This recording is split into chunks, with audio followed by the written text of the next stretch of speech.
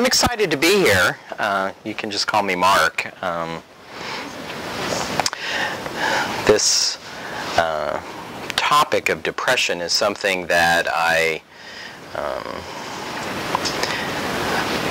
feel is really important for people to understand, and have for each of us really to have an understanding about how best to deal with it. It is incredibly prevalent. How many of you would say that you have dealt with depression yourself or know someone personally? Yes. You know, depression, there's this kind of misnomer about what it is. It is for sure something more than just being sad. Although being sad for a very long period of time is depressing.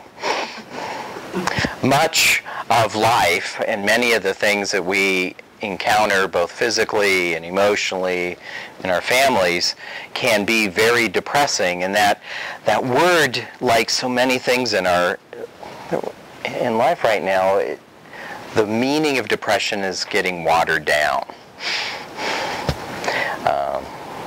And so I thought we'd spend some time and just really talk about what it really means to be depressed.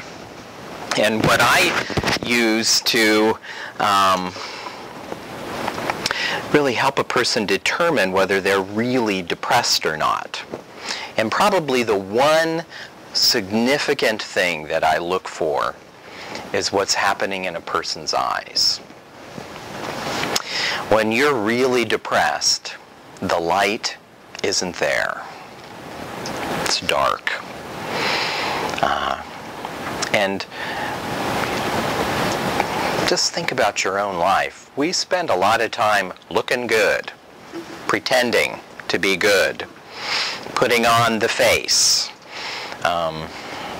and living as if what's happening inside isn't as bad as it really is. We can cope and we do our best, but there are a lot of people who do not. They spend a lot of time in bed. They sort of go through the motions and experience very little joy and pleasure in life. You know, it's estimated that there are more than 16 million Americans that have depression.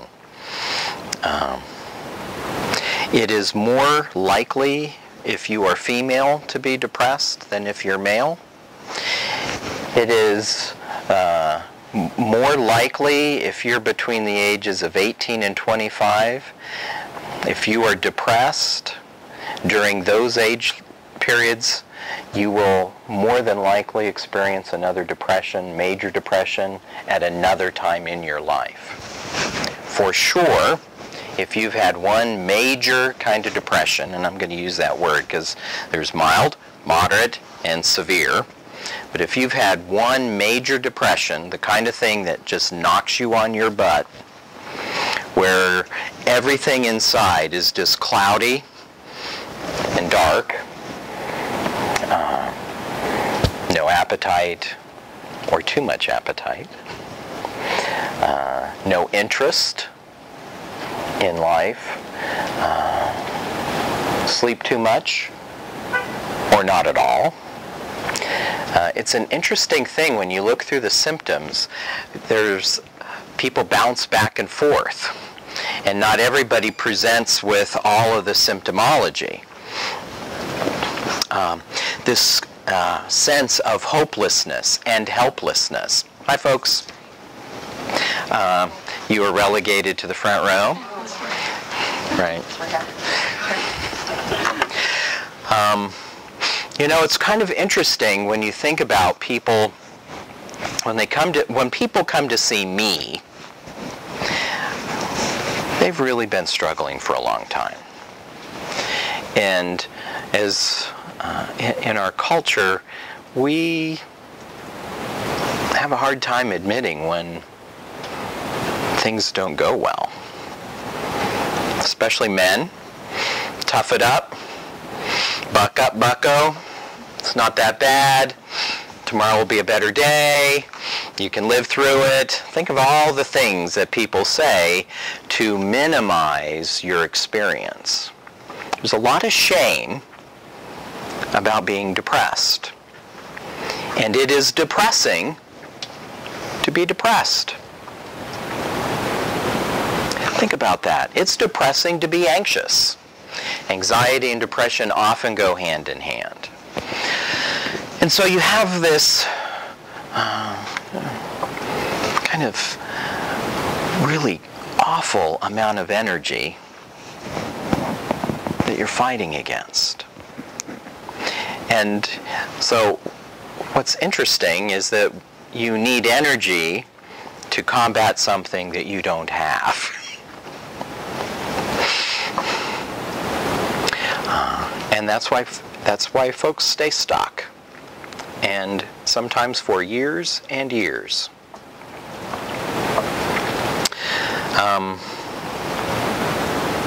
So changes in sleep, changes in appetite,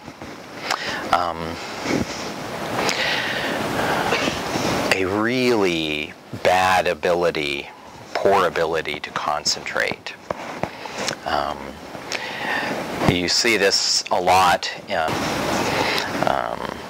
folks at work. Not too long ago I was working with somebody, and how he sort of got the attention of people in his life is he was spending all day doing video games. Just mindless nothing. And in some ways, this is one of the things that you can kind of have in your head. As people progress in their depression, they have less and less anxiety, so they will seek people, opportunities, and activities to kind of counterbalance the lack of activity. So you like hanging around people that have lots of energy because at least for that moment, you feel somewhat normal. If you're watching an exciting, adventure movie, or you've got a video game that's got lots of colors and stuff, it counterbalances the darkness inside. And so you're drawn more and more to that. You'll have folks, I'm sure that Emil has seen this, where people complain about lots of physical aches and pains. Your body, it sort of feels like you've got the flu. In fact, there's a kind of depression called dysthymia, and I talk about it often as it's like having a low-grade temperature. You never feel great, you never feel bad, you just feel icky all the time. Not bad enough to do anything about it, but not good enough to really function well. That's pretty common when folks have been raised in an alcoholic or abusive family. It's interesting because part of depression is sometimes being raised in depressive homes. And so you don't really learn growing up what normal is. You have that as your framework, where it's dark and hurtful and painful and scary. And kids grow up always wondering when the next shoe is going to drop. Never really able to predict with any security or assurance what tomorrow will bring. And so the anxiety part that they become quite accustomed to is helpful because it keeps them on their guard. But if you're always having to be ready for something bad to happen, your body becomes very accustomed to that. And you're not able to distinguish when you need that from kind of just the way your home is. Of course, it makes sense if you have lots of depression and it's really dark inside, you may wonder, what's the point of living, right? So suicidal thoughts, intent, people actually kill themselves, hurt themselves.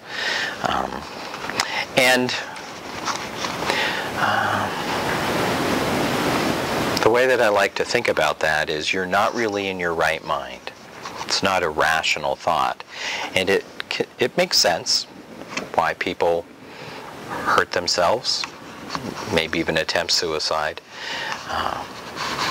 because they've tried so many other things and failed. You know, it's interesting too, I see a lot of people of faith who have a lot of depression and feel bad because they have depression. And so one of the questions I like to ask people is, how many unanswered prayers do you have?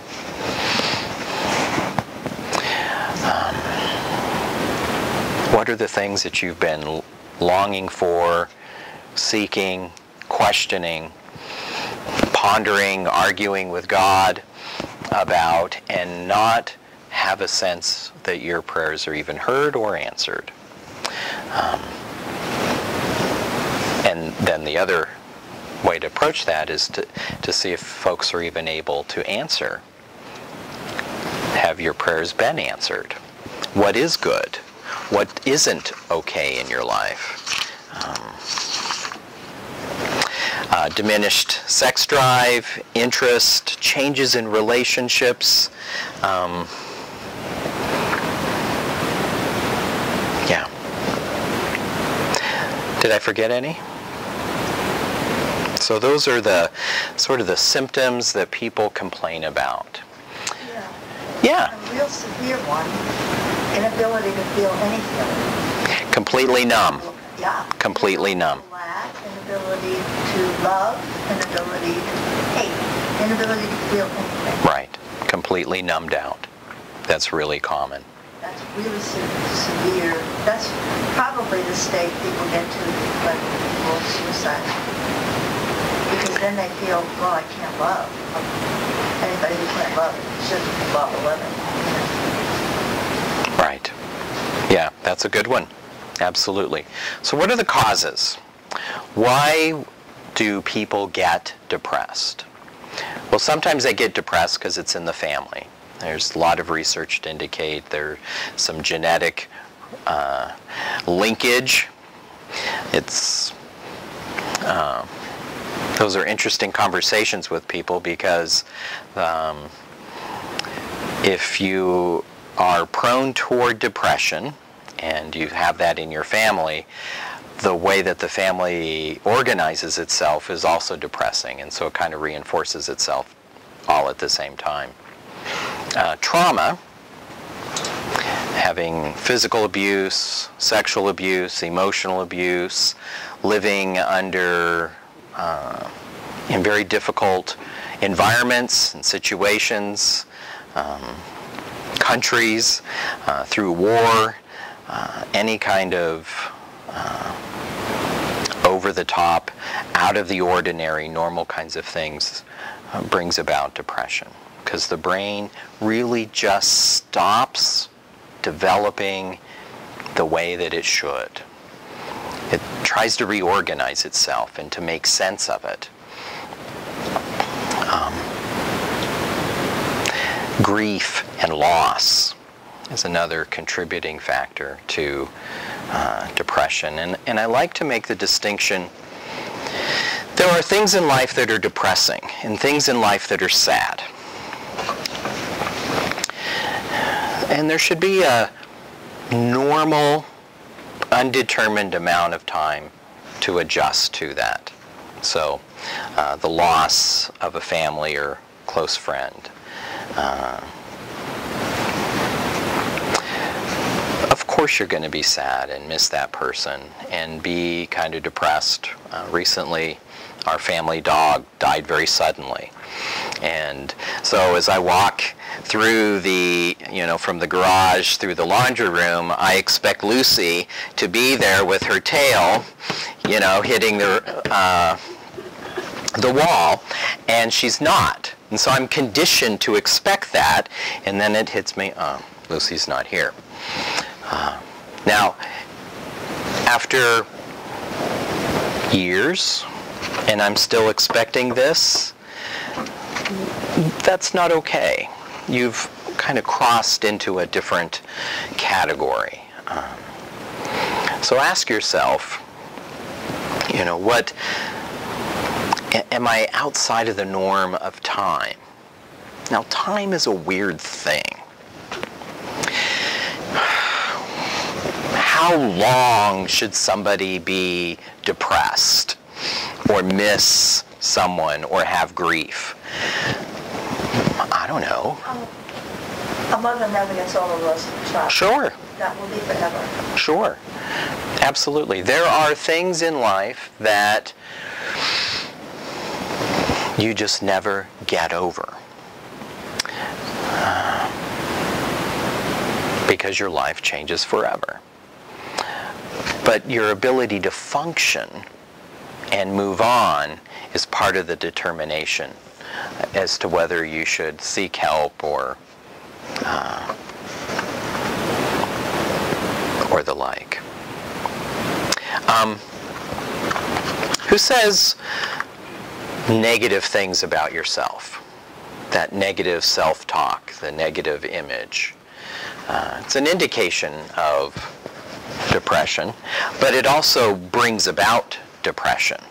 And so be very cautious about the kinds of messages you give yourself, the messages of people around you.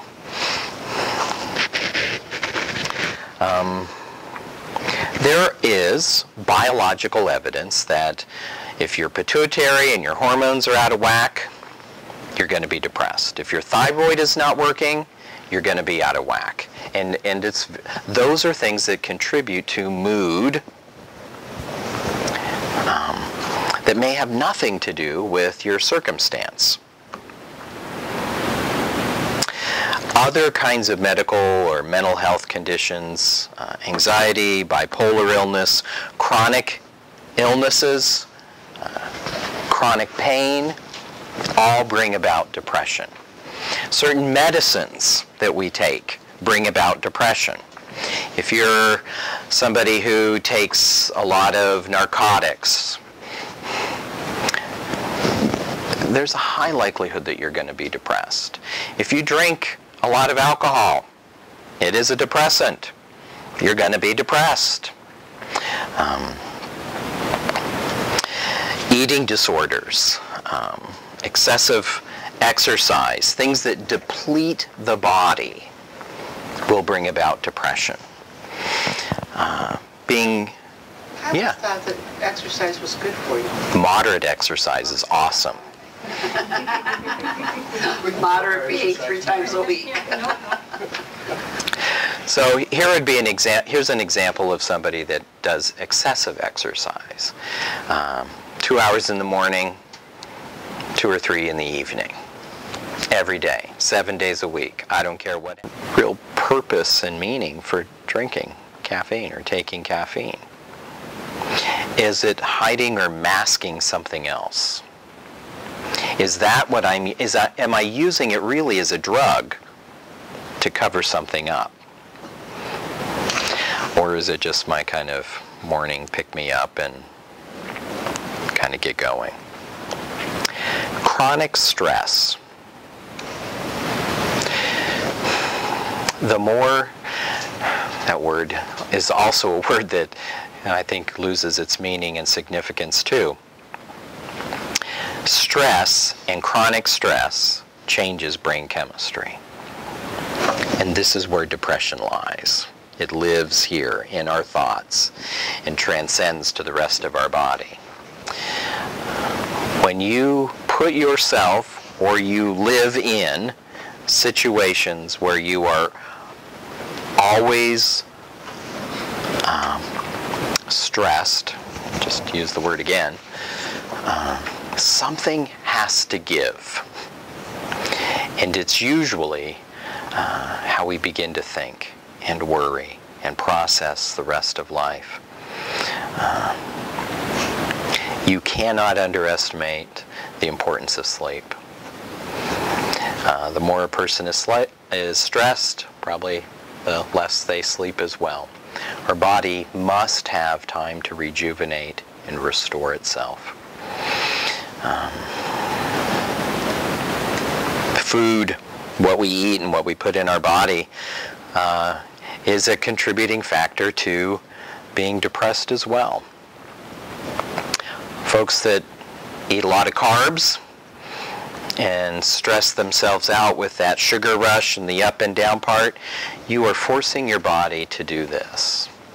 And, you know, we sort of become aware of what it feels like, but we neglect how sort of the long-term consequences on our brain and our mood. Think for just a second of all the things that you do to change how you feel. What are those things? What do you do when you don't feel well? What do you do? Eat? Awesome. Watch TV. Oh, zone. All right. Call friends and chat. Exercise. Gamble. Used to. It's a high. It's a rush. Especially when you win. It would be depressing until you get to losing money. Walk into a casino and hear all the sounds and see all the lights. That's when I woke up. Yeah, we don't like the noise. All right, all right. Depression. Interesting. So, how do we treat depression? Lots of traditional ways. Probably the most traditional way would be with medication. Antidepressants, mood stabilizers, antipsychotic meds. All have side effects. All of them. Sometimes it's really helpful medication. And here is why sometimes it's helpful.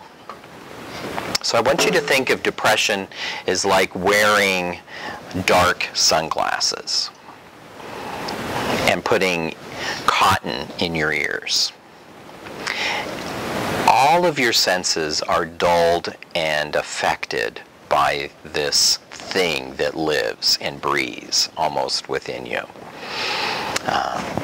So everything you see goes through the dark lens. Everything you hear goes through the fuzziness. And that does change how you think and how you feel.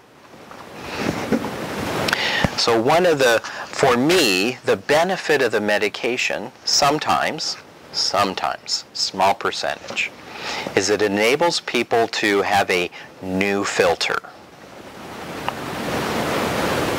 So that with changing your thoughts, changing your activities, then you remove the sunglasses, you're allowing a new light to come in.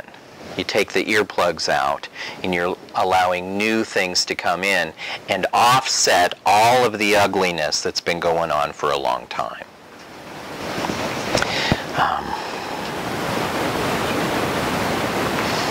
So, as a counselor, I'm a big fan of therapy. It's probably a no-brainer. Here's why. As people, we love to tell our story. One of the most healing things is to have somebody listen. We all know what it's like to not be heard. But to be able to have somebody listen to what's going on in your life, and how you think, and how you feel, has tremendous power. It is life-changing. That can give you a different perspective and a different way of looking at stuff. And that's very helpful.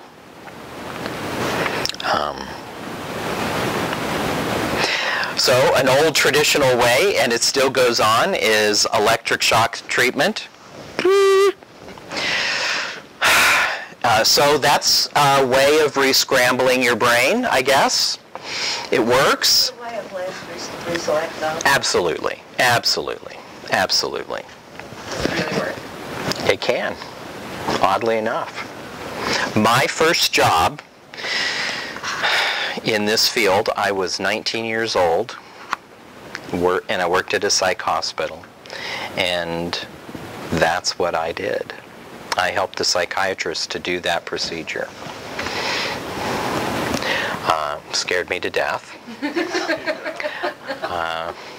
Had no idea what I was doing, and but I saw people change. And what it does is it interrupts all the negativity inside the brain. Right. But isn't it in conjunction with therapy? Absolutely. I mean, you can't just have that by itself. Right. You know. Now that's an important point. I'm glad you brought that up. Some people only take meds and nothing else. And that's not very effective.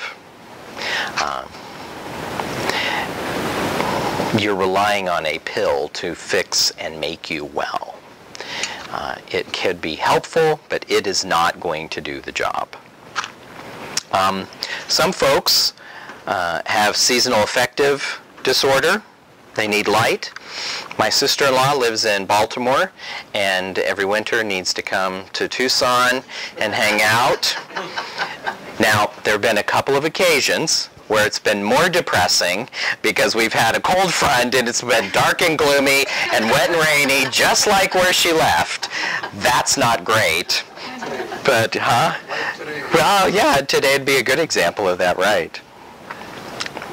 So, nutrition, meditation, acupuncture can be very helpful too. A holistic approach to depression and treatment is really what makes the most sense.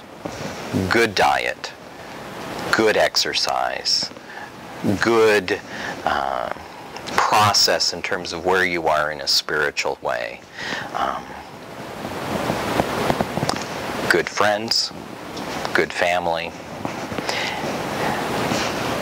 So I say that, and then comes this challenge. Sometimes we have to make really significant decisions about who we hang out with. What if it's your family that's causing the depression? Right, Because absolutely. they're not happy either, but they're not willing to fix it. Right. So one of the benefits is learning how and when and if you can make those changes. For sure, do the part you can, and sometimes we need to create a little bit of distance. Yeah, the 12-step program is good for that. Absolutely. Yes. So here's an important question to ask yourself. Why might I be depressed? What's going on in my life in a real, honest, soul-searching kind of way? What's really depressing? Yes? I think sometimes it's purely chemical. Mm-hmm. I think sometimes really everybody can be coping well around you, everybody can be saying right things, and for some reason or another, you've reached a point in your life where, boom, you crash. Right. Sure. And sometimes it is purely chemical. Yeah, it seems to be, because you say, well, why do I feel this way? Everything around me is going good. Right.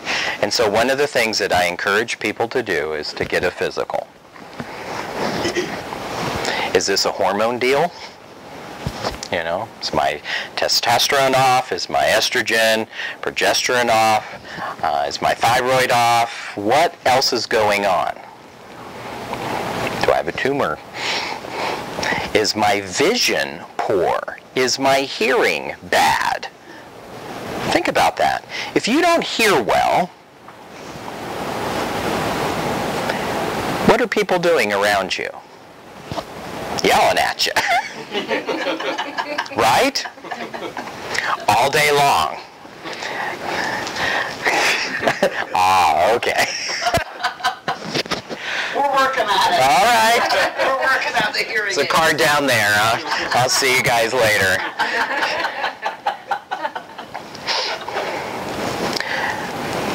Those are fixes that are helpful. But over time, those messages wear us down. Is my job okay? Where in life am I getting fulfillment? What about the kids? Are they on the path that we thought they would be on? Do I have enough money? What about the in-laws?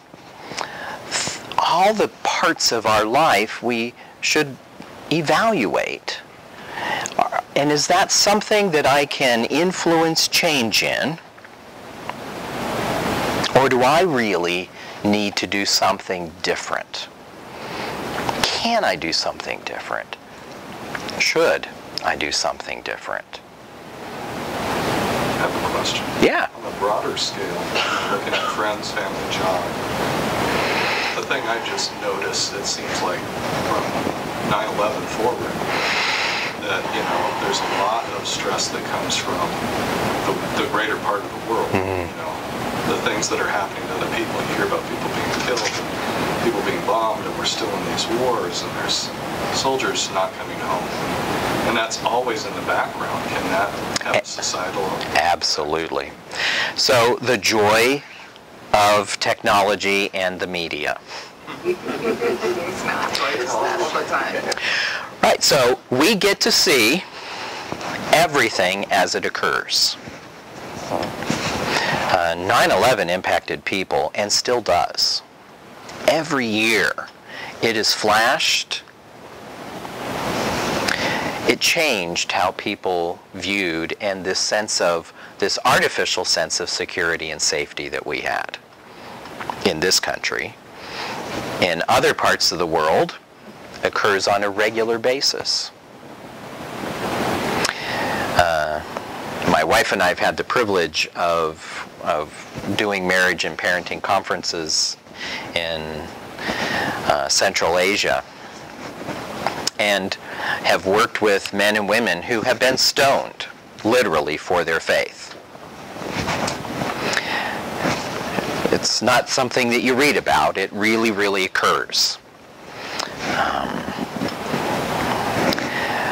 The way that our world is very depressing.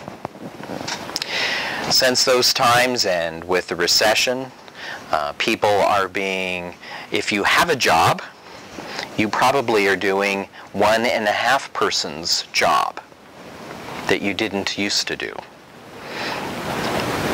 Everybody's budget got tightened and fewer people. That takes its toll, for sure. So it's nice to know what's going on, and it affects us. And what we have to do for our own personal care is to ask yourself, am I the kind of person that can handle this or not? You know, the kind of movies we watch. What are we putting in and what's going out? And if it's only going in and nothing's coming out, it will build up. It will change you, no doubt.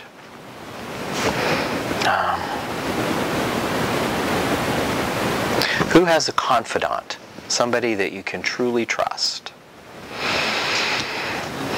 Okay, awesome. That's excellent. If you don't, I challenge you to think about really changing that if you can. And not being ashamed of feeling like you have to hire somebody to be your ear, to have ears to listen to you. It's okay. It really is. So we talked about exercise in a healthy kind of way. And when I say exercise, I don't mean the kind of thing that looks like you're strolling from the TV to the bathroom and then back to the couch. That doesn't really count. I'm dealing with that with my dad. My dad has Parkinson's, and he's telling me, yeah, I really worked out today. And I watched you for the past several hours, and I really didn't see much activity happening at all. Well, I got up and I went to the bathroom. It doesn't count. Doesn't count.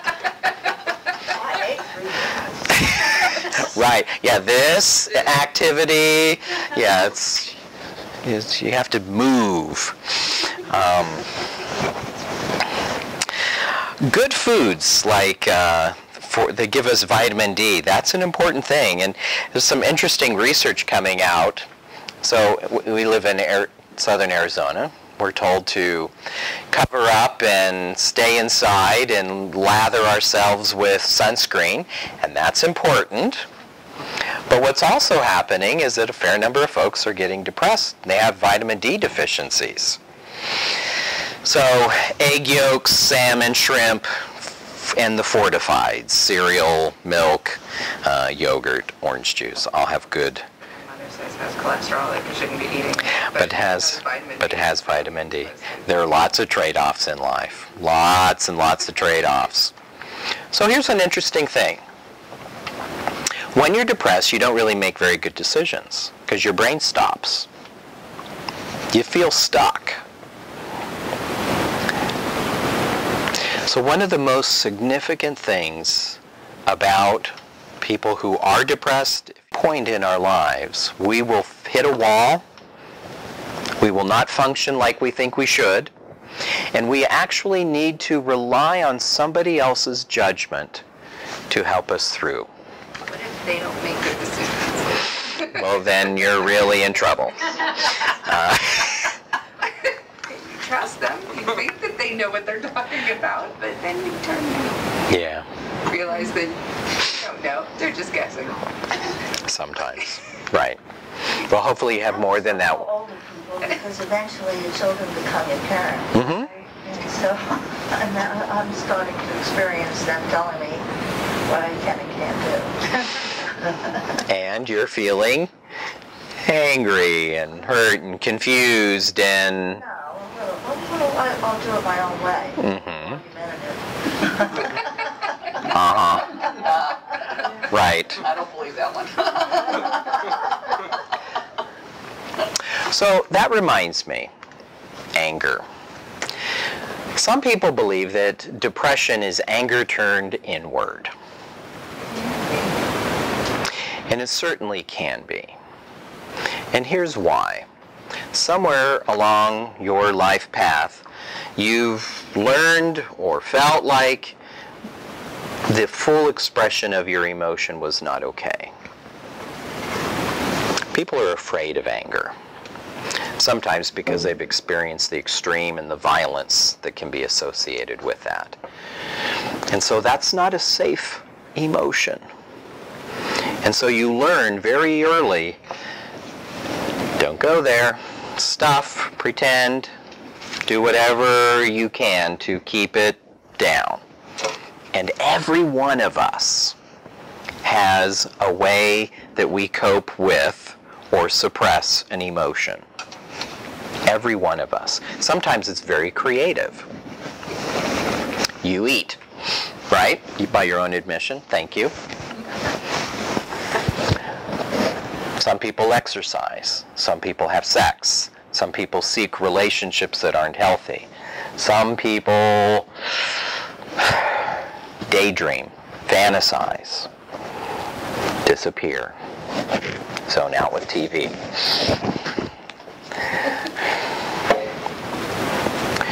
So part of the working through depression is really coming to peace with yourself and being honest about what you're up to, what works, what doesn't.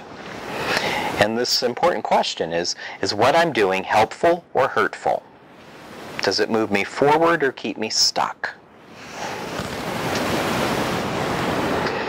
As your own internal process of evaluating whether I need help or I'm going to be kind of working through this. The thing about food and what we do with that is it creates this up and down process. So be cautious about that. Managing your blood sugar is important. So sometimes people have questions about over-the-counter things like St. John wort or SAMe or other kinds of helpful Food enhancers. Right. And they are helpful for some people. And they're not helpful for some people. Medications are helpful for some people. And they're not for other people.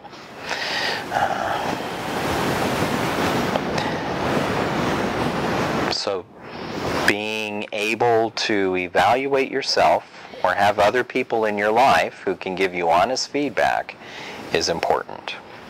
How do you know when you've gotten to the baseline where you should be? That's a good question. How do you know where you should be? How do you know when you're happy? How do you know when you've gotten to the point where you're no longer depressed or that you're okay? How do you know? When's a good place to say, I'm on a good medication, or I'm on the right vitamins, or I've gotten to the point where I'm no longer angry? I mean, that's one thing, but Sure. because there's a lack of something doesn't mean that you're at the good point. Mm-hmm. I would say probably you sleep well, you wake up not feeling tired, Mm-hmm. you find joy at some things, little things in your life sometimes. Right. And if you don't have joy, well, there's stuff going on, you make joy. Put on music, something like that. Those are important things, absolutely. You look in the mirror and you like what you see. You see the light. You're able to see tomorrow. You have hope. You're encouraged. You're able to give encouragement to other people. And you begin to feel like you can now give. Because when you're depressed, you can't give.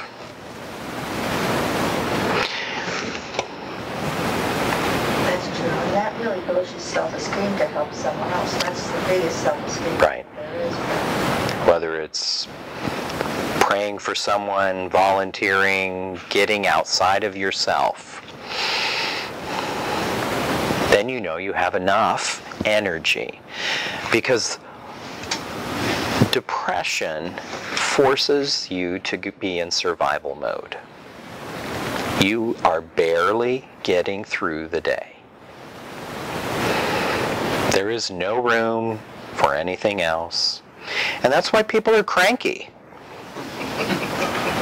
Because you may not look depressed, you may not sound depressed because you're really good at covering up. But when somebody asks something from you, it's like the little voice inside says, don't you get it? I have nothing to give.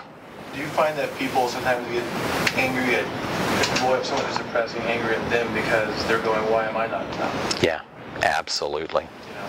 Yes. So it's kind of like, because I've had good relationships and people, and it's like, why can't this be enough to make you happy? It's hard to explain that. I don't really know. Right. Because, well, first of all, you're not enough because you don't live inside of me. If you could, I'd give that a try. Sure, because what I'm currently experiencing just isn't really awesome. I don't really like it, and I'd be happy to trade with you. That's why you're not enough. You're not God, so that's a limiting factor in people's lives.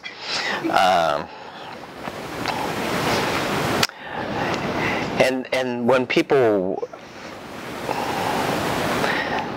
it's a sad reality to realize that there are limitations in relationships. I can't be your everything. And well, even if you have perfect relationships, if it's a chemical imbalance, if it's something And if it is, then none of that really matters, right? There's no explanation. And if you do get on meds for it, and you want to get off of them, have a doctor slowly take you off of them. Don't just drop them, because that is devastating and dangerous. It is. It is.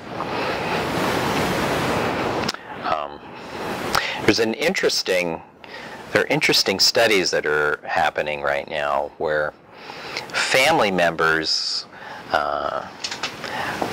seem to respond well to the same kind of medications, which really is a pointer toward these genetic links. But when you take it, how you take it, with what you take it, how long you take it, all really determines, has the filter inside changed? Yeah. Better now than they used to be. They used to be real, antidepressants used to be real cardiotoxic. Well, they weren't really antidepressants. What they were let me zonk you out, and so that you do not care what goes on. So there have been advances for sure, and I'm sure at some point there'll be more. But beware too of doctors that just go from, oh, this medication isn't working, let's try this one, and don't even bother talking to you. Right. Because that will happen. Well, medications also interact with each other. And if you're on a lot of medications, you need to ask somebody who knows what they're talking about. What are the interactions between meds?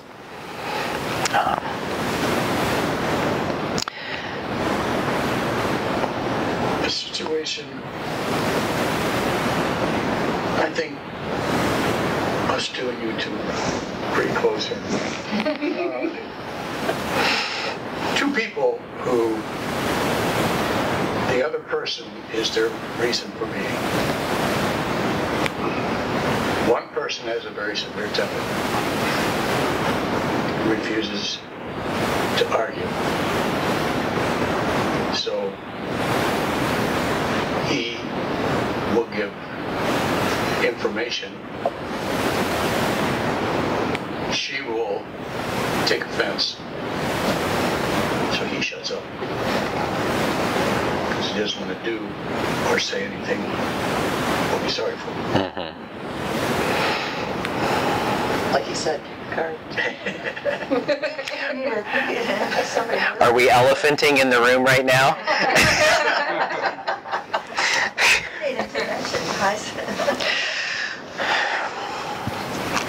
Those are old patterns that are difficult to break. And part of it has to do with internal belief systems that you have about rights and privileges, and not feeling heard, and not really having an effective way of having that reciprocated. My friends went to Marriage Encounter. We did too. We have too. Way back in the 70s. Did that help you? Not really, not that much. We found, quite honestly, the group that we went with were hypocrites. Oh, really? Oh, yeah. Oh, yeah. Marriage Encounter makes a good, it's only good for a good marriage.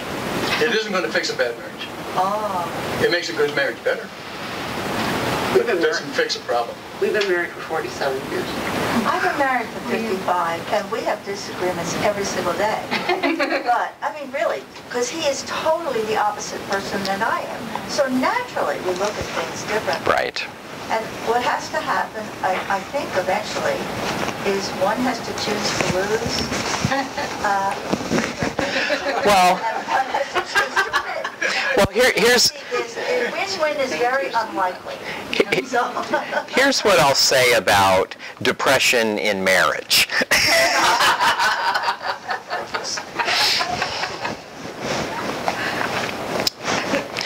There comes a point in every person's life together where you wake up one morning and you ask yourself, who in the heck did I marry? No, that's not what you say, really. Well, Polite company. where you really wake up and you wonder, what have I done? Who is this person? What in the heck is going on? And who am I that I got to this place?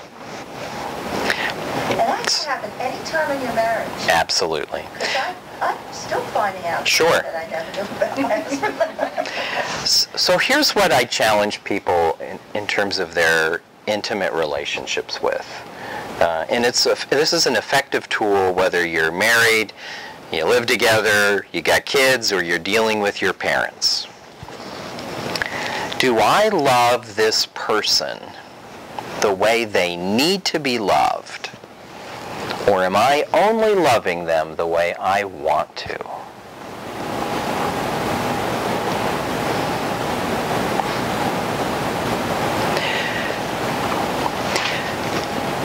Because love, which very strangely gets linked to depression and all kinds of things in our life. Love has fingers in every part of who and what we're about. If I don't get who I'm with, if I don't get my kids, if I don't get my partner, if I don't get my parents, if I don't get my work partner, and I don't,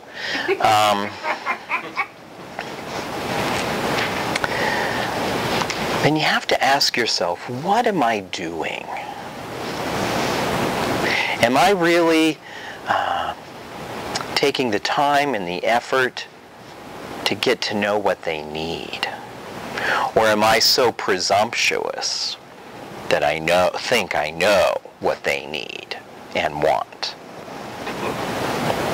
So here's what it means in terms of how we communicate with one another.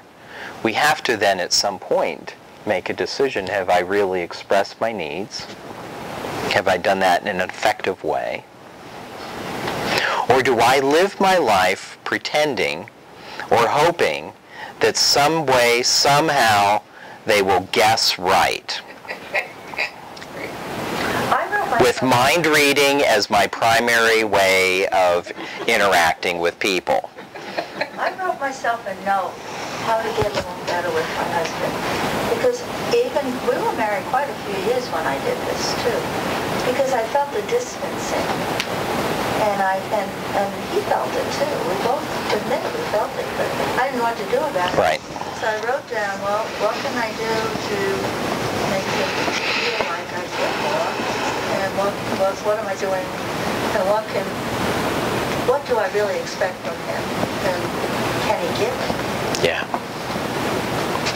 There's a sacrificial component in every single relationship we're in. And sometimes we will fight to the death to protect certain things or not go somewhere or hold a certain ground and die on that hill.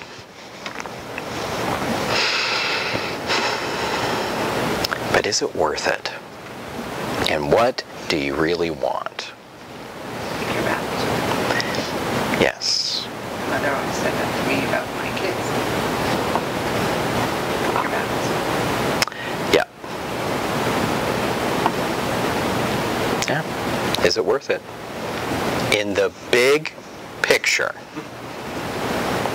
Big picture.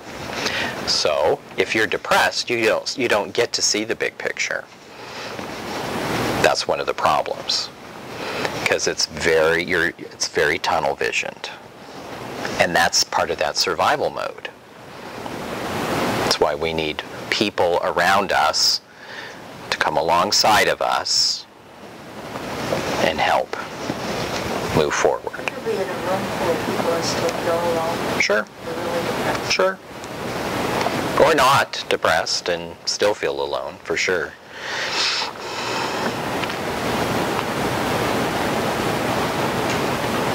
Do you love who you say you love the way they need to be loved?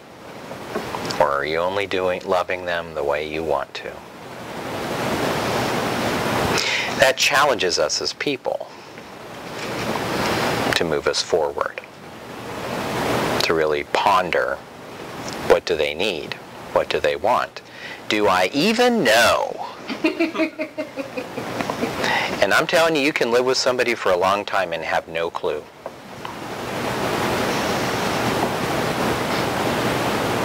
What if they don't know?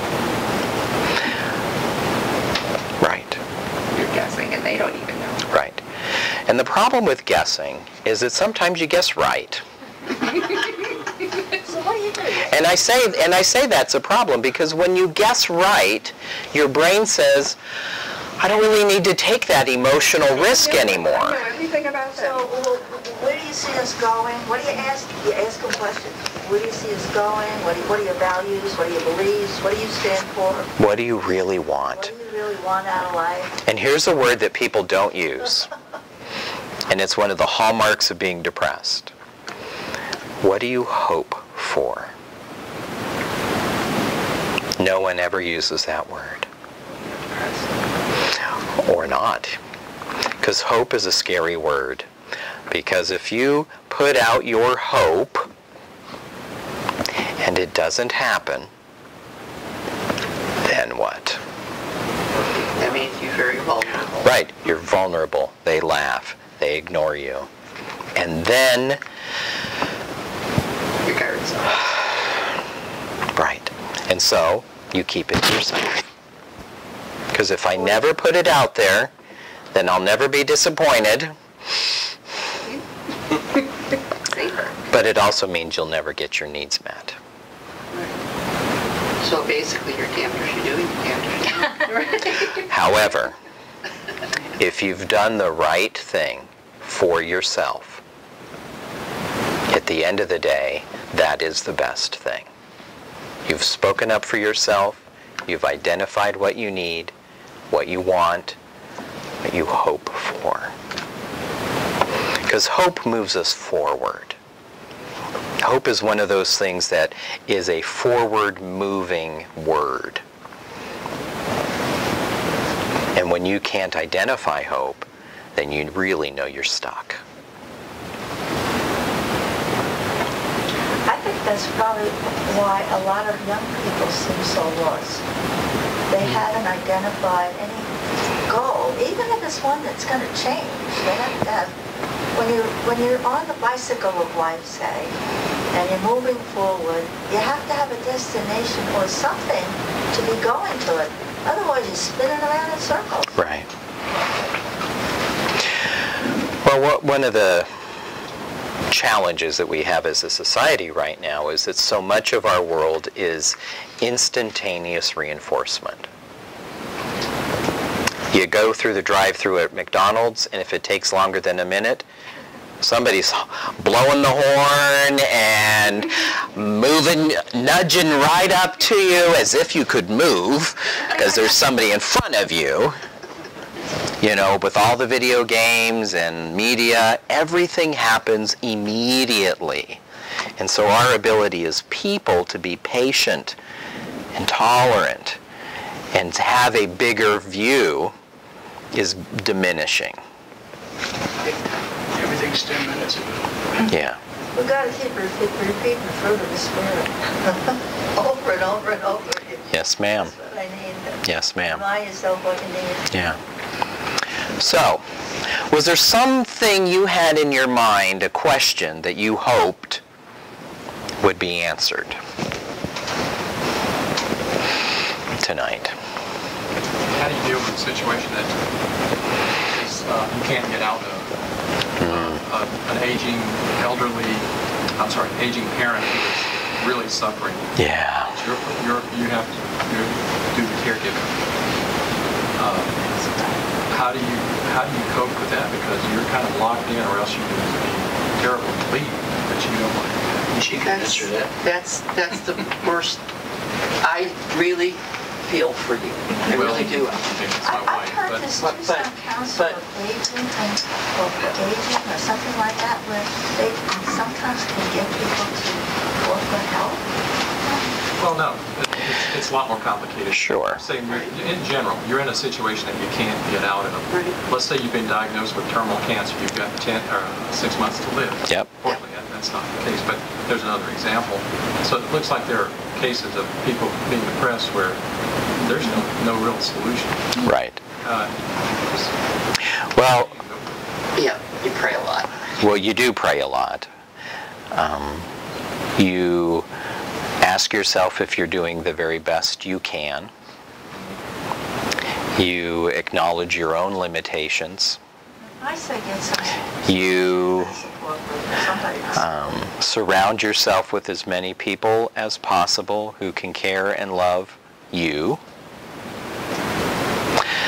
At some point it will pass, but it may be a long time.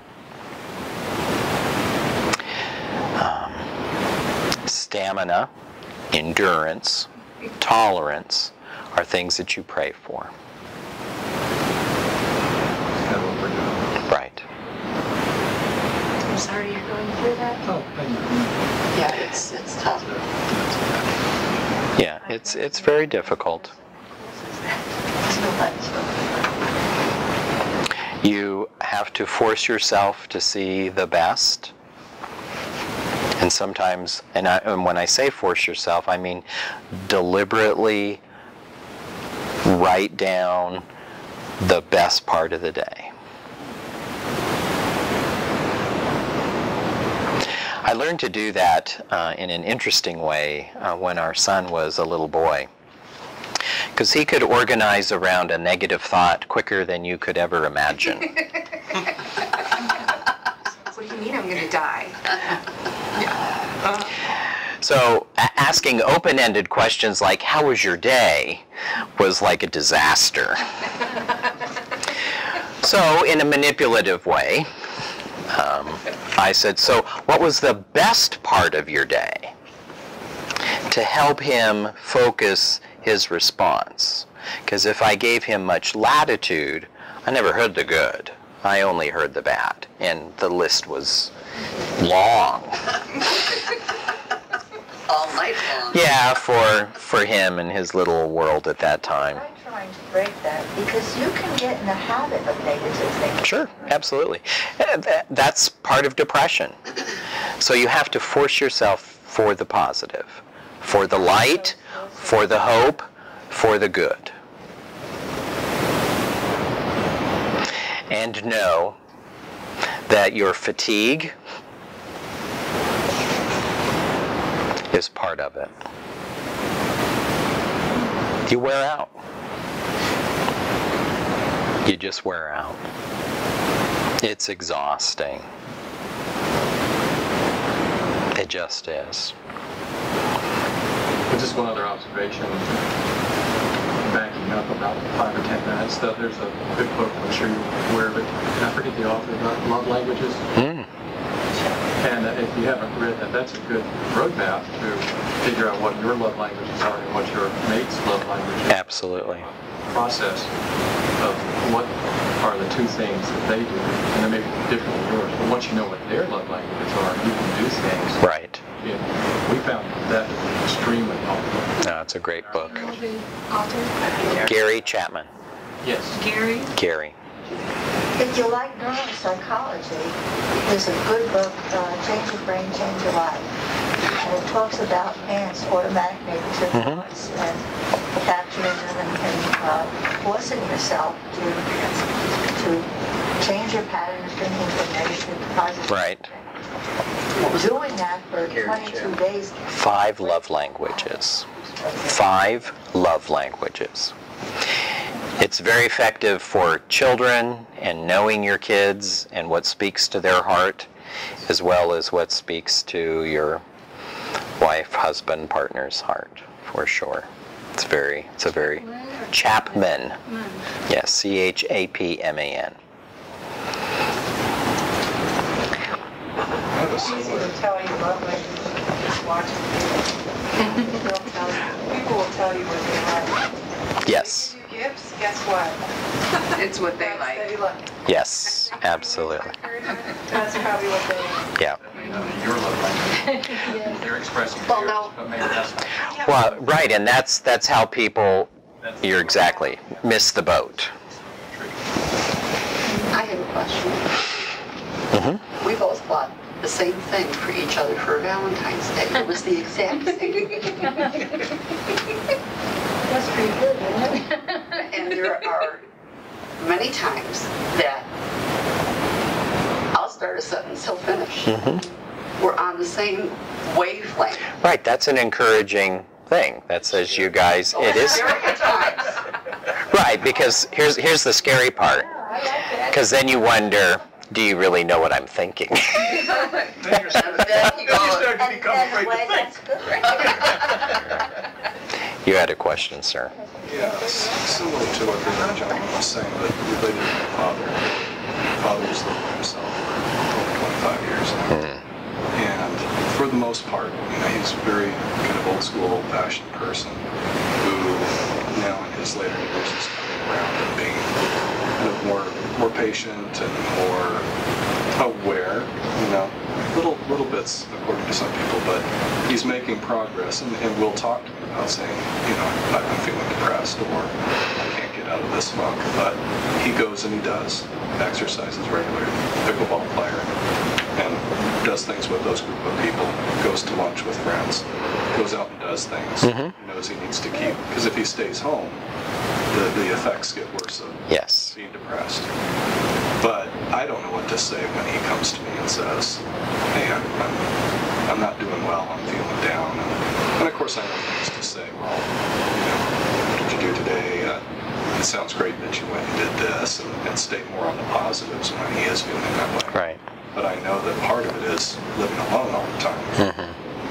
I think he needs more interaction because he puts a lot of weight on when we come over with the kids, or when people come by and see him, and then the kids will come and stay with him for a couple of days, and then when they're gone, I can see a marked difference because he had guests in the house. That keeps him up, and he's got somebody there, and they're gone, and he's back down a little bit. But it's very set in his way, so that lies the challenge. So two things. Rather than try to fix it, you might just say, so what are you depressed about? He may also have learned that that's a cue for you to magically do something different, like bring the kids over. So rather than ask for his need, he's sort of going around the corner hoping to elicit an emotional response from you without having to take that direct risk, because you could say no. I don't know your dad, that's just a guess in that regard. Yeah.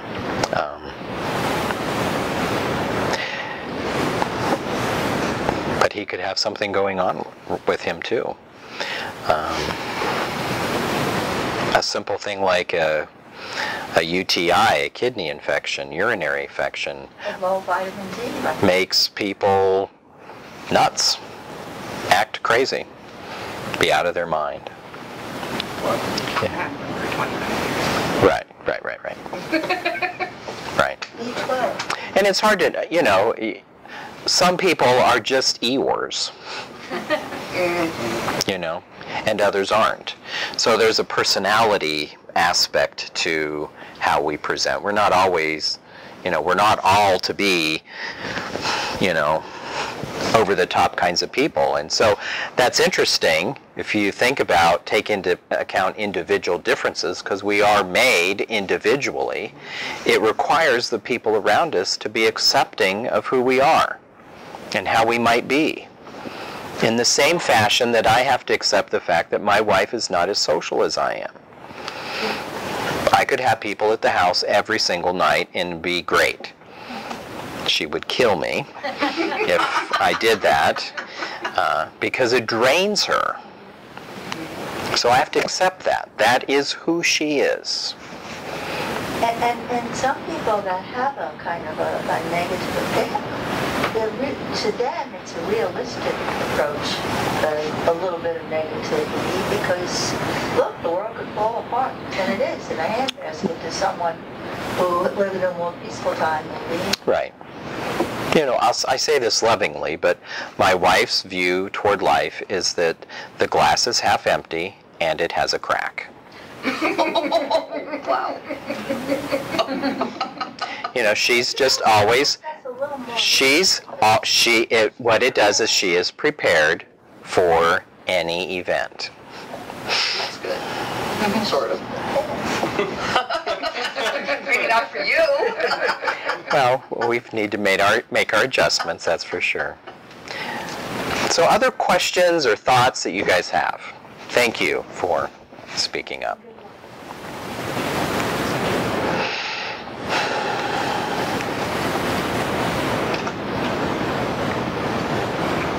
I think I was just hoping for more ways to cope with whatever it is, or the changing thoughts of, okay.